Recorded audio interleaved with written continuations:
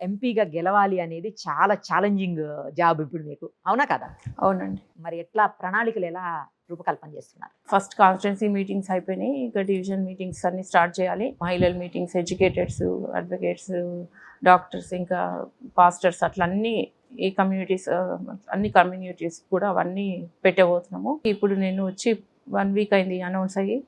చాలా రిజల్ట్స్ ఉంది. ఇంకా 1 మంత్ ఉంది కాబట్టి తప్పకుండా మంచి మెజార్టీ ఇస్తారు. మల్కాజిగిరి నియోజకవర్గం అనేది చాలా హ్యూజ్ అండి, పెద్దది నియోజకవర్గం కూడా. ఓటర్లు కూడా 30 లక్షల పైన ఉన్నటువంటి పరిస్థితి. ఈ 30 లక్షల పైన ఓటర్లని కలవాలి అంటే కూడా మీకు టైం సరిపోతుందా అసలు? సరిపోదు.